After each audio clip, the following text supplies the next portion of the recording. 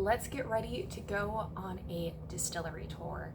I'm super pumped about it. It's one that I've heard interesting things about, and what was really even funnier about it, because I'm going to Old Pog. I know I'm just kind of rushing to everything, but I'm going to Old Pog today, and the thing is, Old Pog is actually like one of the free tours. So the only other place that I've gone to that has that, the only other place I've gone to that has had free tours is Buffalo Trace. And I was gonna say, I think Nielsen family is also free, or at least because you can't even set up appointments unless you're in a group of 10 or more. But yeah, I am just so pumped. It's the only problem is it's about an hour and a half away from Lexington, which means I have to plan. Like, that's just the case. Although generally, like with a lot of these distilleries, you have to plan generally, because like either they book up really quickly or they are further away. Like, the fact is, Bardstown is about an hour away from here, so you kind of have to be at least a teensy bit strategic. Or there's a couple other distilleries that are like in weird spots, open areas, which makes sense because you don't want them near a lot of people, but it is not fun. And you've got things, as we've been seeing now, with the fact that whiskey mold is more common. It can kind of cause problems, so you want it even further away from people, but the problem is that people still move to those areas. Yeah, I saw a really big case of that when I was, actually last week, I was at Willett, and as I was driving in, you could see on the signs for the roads, the whiskey mold. I'm all over the place, aren't I? How am I talking? But I'm excited. I'm back on my like bourbon tour kicks, because I just find them so fun. This year, I kind of talked over a lot of the distilleries I went to last year in my Vlogmas videos. Since then, I have gone to, let's count, 1, 2, 3, 4, 5, 6, 7, 8. I've gone to like 8 distilleries since then, which is like a decent amount. It's not like a crazy number. With those, I was thinking I just kind of talk over my thoughts generally. I have not ranked them yet. I will probably rank them in July, because I've got Old Pog that I'm going to, and one other distillery that I have at least on the books. I may go depending on others, but like, since I now have to travel more for these distilleries, I am a little more hesitant about like booking a lot at once, because it means a lot more gas. Some of these distilleries are not cheap. Thought I'd go over them. So y'all saw the first distillery that I had gone to in 2023, which was Angel's Envy. That was really cool. It was a really well done distillery. I found it interesting, the fact that they were kind of the first to do any major finishing. And the fact is, the founder had also been the original master distiller for for Woodford, back before it kind of became its own independent distillery, and it was still with a conglomerate. And in some ways that almost makes sense, that since since Woodford is quite well known for their double oak, which does a second finishing, I can see where that influence was coming in when Angel's Envy started finishing in port barrels and rum barrels for their different whiskeys. That one was lovely. What's a little bit alarming is the distillery is right next to Slugger Field, which is right where the Louisville shooting was. That one hit, like, of course, really hit the community hard. And not just the community of Louisville, but like the community of Kentucky generally. But Angel's Envy was great. And then the next weekend, I was just going through to a bunch of distilleries. Because again, if I was in an area, I wanted to hit as many as possible. So I ended up one of the days going to both Heaven Hill, which Heaven Hill is actually just a tasting, at least with their base level, which is usually the one I do first. And it was okay. It's not my favorite. I got a lovely tour guide tasting guide, in the fact that he was like also a pit master, I think. So he just was like, okay, we got this, and you can do it with this, this, and that. I've done it with these kind of recipes, or I had a friend do this with their smoked, and really trying to bring out the flavor notes that we could get. I still wish they had gone over more of the information about like Heaven Hill as a distillery. Also, especially the fact that Heaven Hill, kind of infamously, is the distillery that has changed how they do rick houses, because I believe it was in the 1990s was when it was. It was kind of during right before the bourbon boom started up again. While they were still in the bust. Heaven Hill had 10 rick houses catch fire, and it was like one rick house caught fire, and how close they were, you've just got flammable like alcohol. It was bad. And since then, there is a company that had designed rick houses, and they do almost all the rick houses in the state of Kentucky that are they kind of collapse in on themselves, because usually these distilleries do not have in their rick houses fire protection. Also, you have to have moats around these rick houses as well, like dry moats, so things kind of just can flow into there, as well as they have to be about 200 feet apart, again for protection purposes, so that they can just like a single rick house can catch fire and it'll burn out. But yeah, it was like millions of dollars worth of bourbon that got destroyed. Thankfully, from what I've understood, no lives were lost. I'd need to double check, but yeah, that was one that was kind of infamous. But they didn't really do that. I had a decent old fashioned while I was there. But yeah, it wasn't anything super crazy. Heaven Hill is also one of the larger conglomerates. So they've got other distillery, like they've got other brand names with them, like Elijah Craig, Evan Williams, which I will get to in a bit. So yeah, it's one of the bigger names in the like large company staff.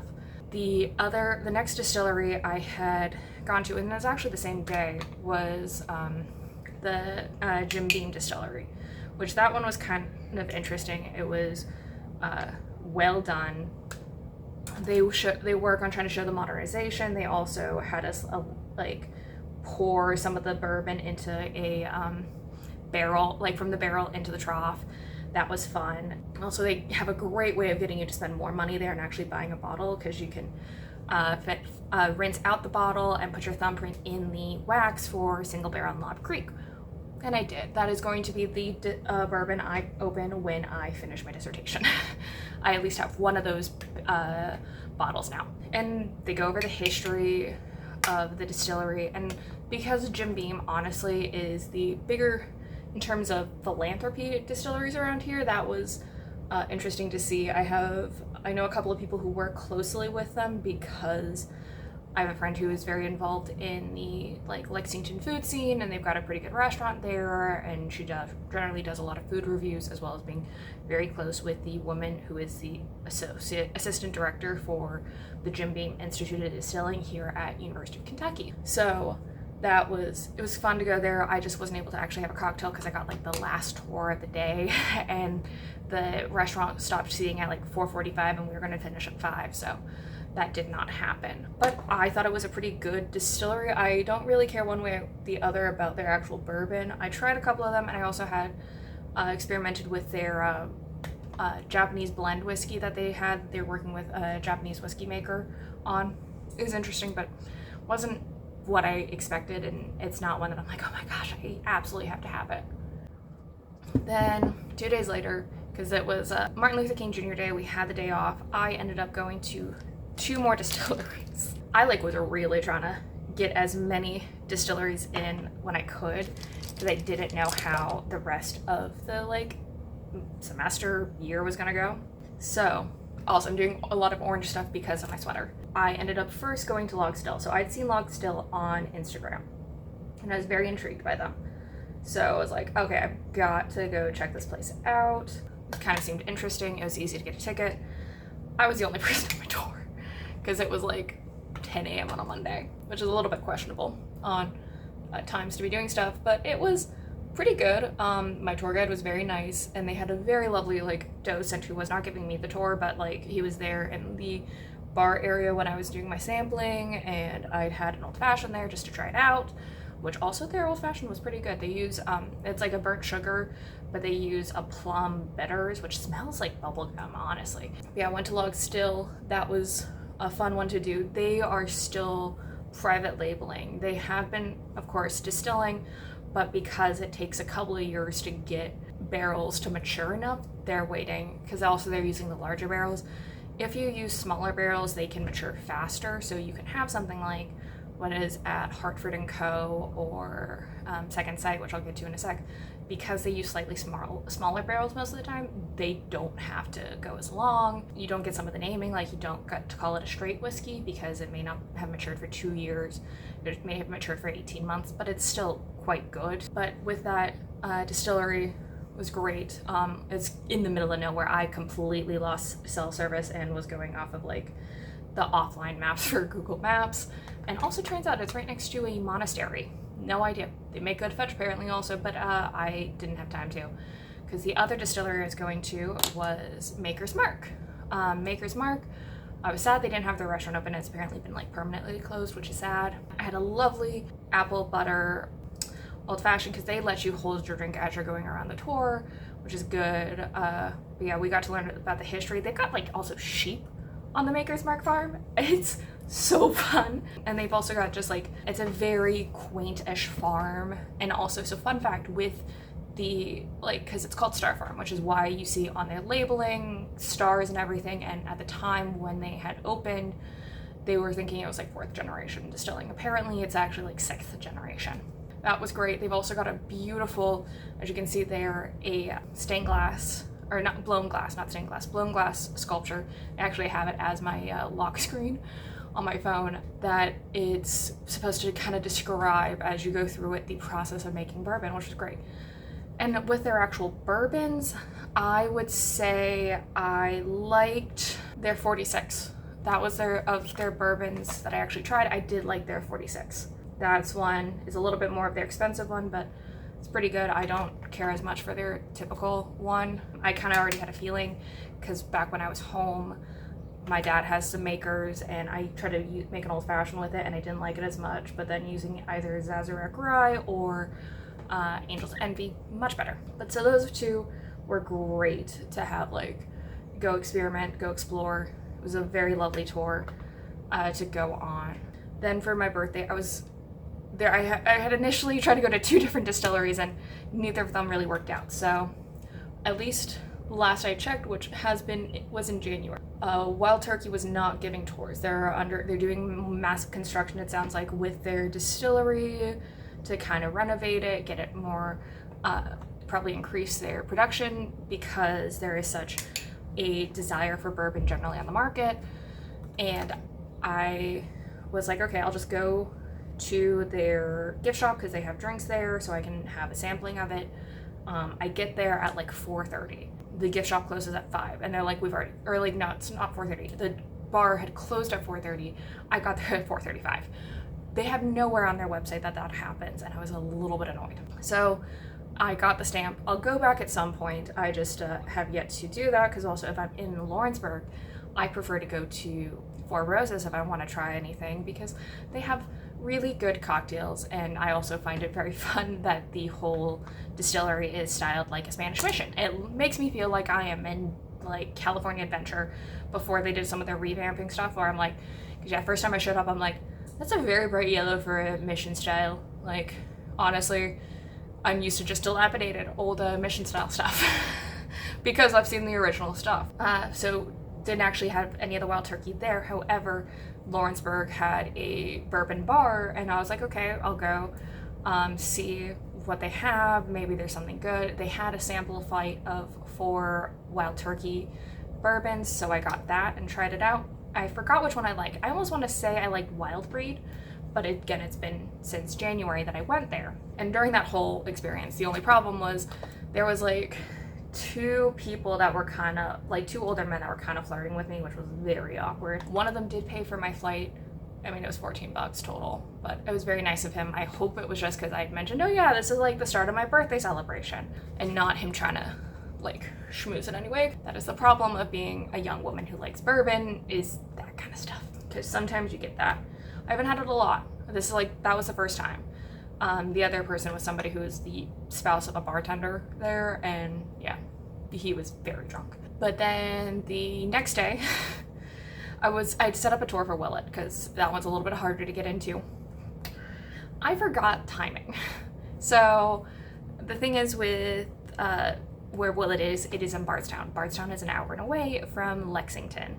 I thought it was 30 minutes like Lawrence, because those are like, Lawrenceburg is a major one, Bardstown is a major spot for distilling. Lexington actually has been built up again as a place especially for craft distilleries, but like, yeah, Bardstown, I forgot that Bardstown was an hour away, not 30 minutes away, so I completely missed my tour.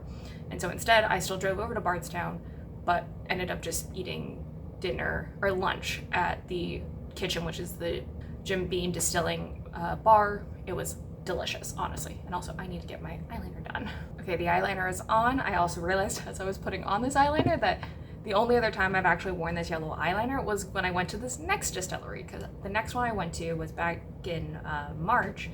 I ended up going to the Evan Williams Experience, which is in downtown Louisville. That one, it is so fun at camp. They've got the reenactments. It's in a building right along the waterfront, and actually, as they tell you during the whole thing, it is like across the street from where the original Evan Williams distillery is. And then you've got like a little town, you've got the town from like Louisville before like around the time, actually not before, but around the time of the Revolutionary War, which is when Evan Williams had started distilling. And then you've also got this little like townscape of Louisville around the time of like right before and right after the Prohibition. And of course, this whole distillery goes through the like history of it, and they do some small distilling work in Louisville, at that Louisville facility. It's mostly the small batch, higher end things that they do. Of course, you cannot have a rick house in Louisville due to that like fire concern, because again, the Heaven Hill, which as I mentioned before, owns Evan Williams, they had a fire. The James E. Pepper back in the 30s had a fire, a pretty massive fire in downtown Lexington due to their distillery. So those who are familiar with the Lexington Distillery District, yeah, that thing caught fire back in the 30s. And when they renovated, they put it to the same kind of specifications as it had been when, like, just post the fire in 1930. But yeah, the Evan Williams stuff, the big thing I remember is they had this one bourbon that you can only pick up there at the gift shop that was, had tasted like black tea, like tasted like sweet tea, black tea kind of thing. It was really good, actually. It was a little like unsettling in some ways, but pretty good. They had a lot of stuff for the tour to have there that you could only pick up at that distiller, like at the gift shop there. Also, the bar on 3 was a really good bar. I had a old fashioned that had a chocolate foam on it, and it was very delicious, and I want to go back to try it again. Because that's also the thing, is some of these distilleries, I want to go back if nothing for their bars, because they change things seasonally, which is always fun. Because like, I haven't done a lot of these bars since the first time I went. Generally highly recommend the Evan Williams, especially if you're going to just be in Louisville, and that one's a good one also if you are not a drinker. It's just so fun in camp. Then the next one is probably one of my favorite distillery tours, I'll be honest, and I can say that because I've gone there twice now, is I have done Second Sight distilling. And it is so fun. It is in Leddow, Kentucky, which is in northern Kentucky, because I'd been up in that area for a thing. So I decided, okay, I'm gonna go do this distillery tour. It's a tiny like storefront kind of thing, and it is a very small group, but the stories that they have, and I've had one of the two owners give the tour. I think he's the one that usually does it. Kairos? I'm forgetting his name. I'm like, I see it. I see the fact that he even had it written out, but I forgot. He tells the story of kind of how the distillery, and it's just wacky at how many twists and turns happen, and it is very like old school, like kind of in the fact that it's like, well, this happened and that happened and all these things. That is like, they had made a comment of like, oh, we don't have the history. And I'm like, yeah, but you guys are making that history just by how like kind of insane of like, yeah, we just bartered for this, or we did that, like this is how we got our like still and whatnot. It's great. And they also have like an incredible bar, and that was part of the reason I went back a second time, was because I had a friend in town, and I was like, okay, I really think you're gonna like their bar for their drinks and everything. So that was super fun to do, to go to that distillery twice. Like I said, it's great. They have their, as of even last week, they had their spring cocktail menu still, so that was good. The last one I've gone to, or I've finally gone to Willet. I was able to get a ticket for, because last week, Monday was Memorial Day, and I went to Willet because I had the time, and that one was pretty good. I found that their Old Fashioned was very, almost felt like an Aperol Spritz in some ways. It was very sweet and everything, but it was a pretty good tour. I got to see all their cat, like 2 out of their 3 cats. One of them is a very chunky cat, and she was following us around as we were in the area where they did the batch cooking and the, what's its face? Yeah, all the mash cooking, and that's where one of their main still is. Or actually, I think both of their stills, we just only saw their pot still of sorts. But yeah, that was good. I did like their general bourbons, and I had a really good tour guide also. She's incredibly knowledgeable, very sweet. Those are the distilleries I've gone to, and like I said, I'm going to Old Pog, and I want to do the Nielsen family soon. But I've got to kind of plan it out. Probably the first one I'll do after this one. Oh, I do also have reservations for Mitchell. I did get reservations for Mitchell, but that won't be until July. But I may try to hit up not Four Roses, Wild Turkey. Maybe I'll do that next weekend or something, as I'll do Wild Turkey and maybe go back to Four Roses to see if they have any new fun drinks that they're setting up. But yeah, those are kind of the distilleries that I have gone to in the past like 6 months, and I will rank them later. I'll probably do either I don't know, honestly, because I'm thinking either I will do a distillery like roundup for half a year, or maybe I will wait till Vlogmas this year to kind of rank all of the distilleries I've gone to. Spoilers, second site will be quite high because it was great. Also, it seems like everybody's telling me I need to go back and try New Riff again, and I kind of agree. I a couple of months ago, not months ago, like last month, went to the zoo, the Cincinnati Zoo, for a bourbon flight thing, and they had New Riff as like the welcome drink, and it was honestly pretty good. So I think my problem was I was tired, probably hungover from the night before because there was a huge like party celebration. So I will try that again later. And I'm also almost done with the makeup, which is great. I just gotta find where that, there it is. The last couple of things. I still have yet to figure out what the lipstick I'm gonna do, but I will probably turn off the camera to figure out what my lipstick is. You guys don't need to even see what that, like me just putting it on, because I can't talk during that whole thing. But I hope you guys liked my very rambly, like, get ready with me for as I talk about distilleries, because I love them. It's such a fun way to like learn about Kentucky. So I'll be right back with the lipstick and the full look. Okay, so this is the final look. I just added the lip. It is the Revlon Luscious, Super Luscious lipstick in Ravish Me Red. I went for, this is a orangier red, so I thought it would look good with this sweater I have.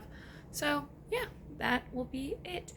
Thank you guys so much for watching. Please remember to like, comment, share, and subscribe, and I'll see you guys next time. Bye!